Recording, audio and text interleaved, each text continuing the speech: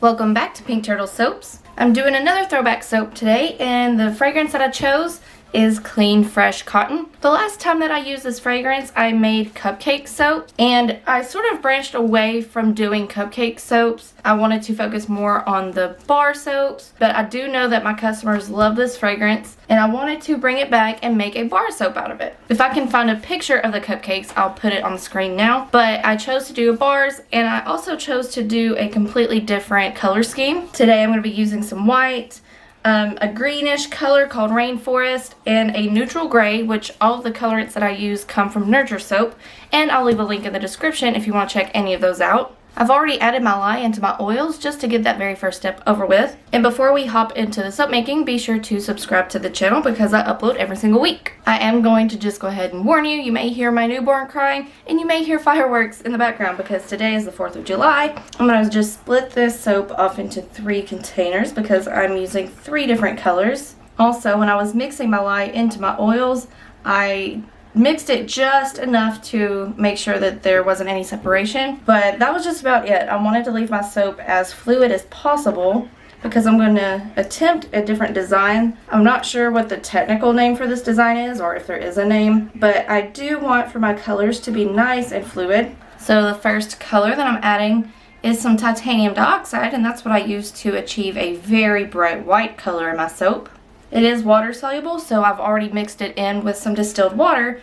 That way it doesn't clump up in my soap. I'm going to add this to one of the bowls. The next color I'm using is neutral gray, and I already mixed this up with a little bit of oil. That way I don't have to use a stick blender to incorporate this colorant. Like I said, I want my soap to stay as fluid as possible.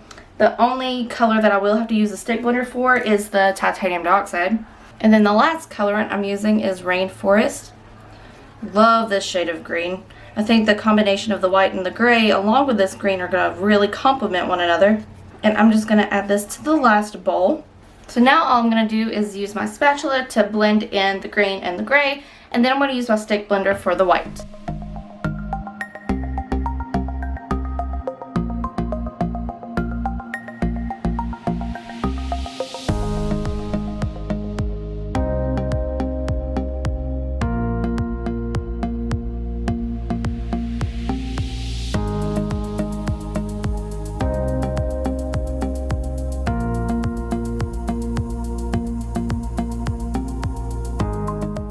Now that all the colorants are nice and blended, all I have left to do now is add our fragrance oil, but I'm also going to incorporate that in by hand as well. I'm not going to use the stick blender because that will force the soap to start thickening up, which I don't want to happen. I'm going to go ahead and blend the fragrance in, and I'll bring you back when it's time to pour it into the molds.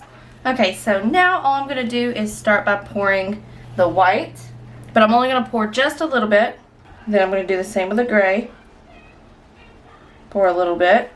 Then I'm going to come in with the green, and all I'm going to do is repeat that whole process.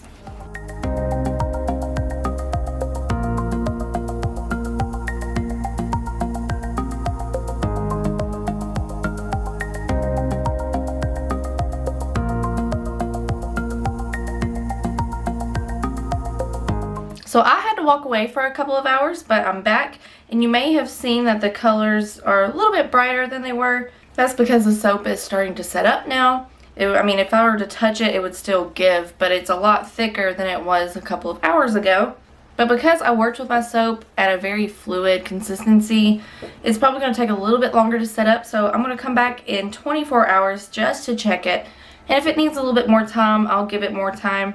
But whenever it's ready to unmold, I'll unmold it, and we'll check out the swirls on the inside.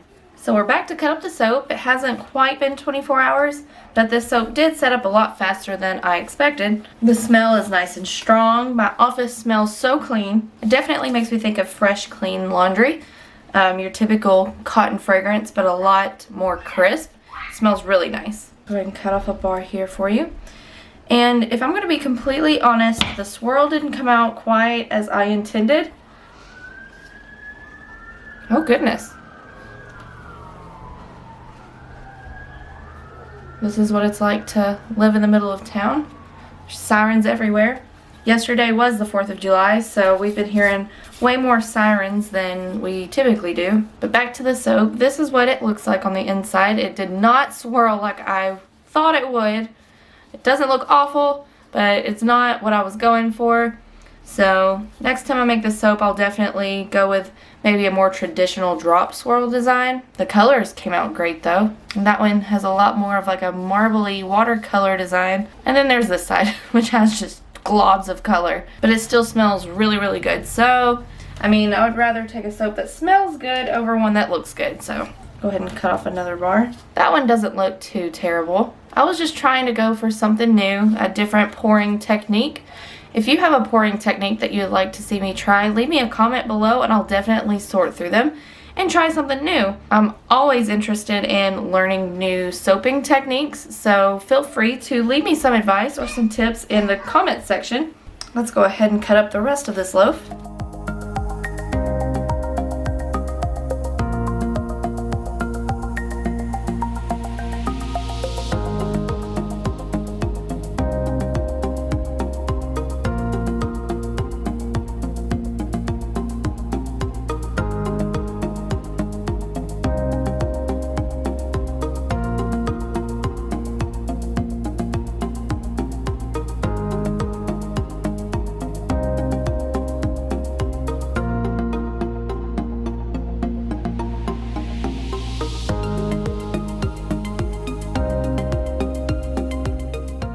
If you'd like to grab yourself a bar, these will be available at pinkturtlesoaps.com August 1st at 8 a.m.